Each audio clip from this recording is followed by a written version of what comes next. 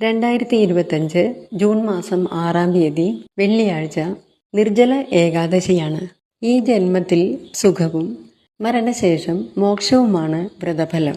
സ്ത്രീകൾക്കും പുരുഷന്മാർക്കും കുട്ടികൾക്കു വരെ എടുക്കാവുന്ന വ്രതമാണ് ഏകാദശി വ്രതം.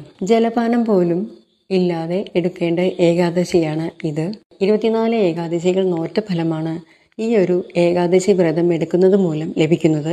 ജലപാനം പോലുമില്ലാതെ വ്രതമെടുക്കുന്നതാണ് ഉത്തമ ഫലമെങ്കിലും ഓരോരുത്തരുടെയും ആരോഗ്യസ്ഥിതിക്കനുസരിച്ച് ലഘുവായ ഭക്ഷണങ്ങൾ കഴിച്ച് എടുക്കുന്നതും വളരെ നല്ലതാണ്. ദശമി, ഏകാദശി, ദ്വാദശി ദിനങ്ങളിലായിട്ടാണ് ഏകാദശി വ്രതമെടുക്കുന്നത്. നാളെ ഒരിക്കൽ ഊണോടുകൂടിയാണ് ഏകാദശി വ്രതം ആരംഭിക്കുന്നത്. പ്രാർത്ഥനയ്ക്ക് വിഷ്ണു ഗായത്രി മന്ത്രം പറയാം.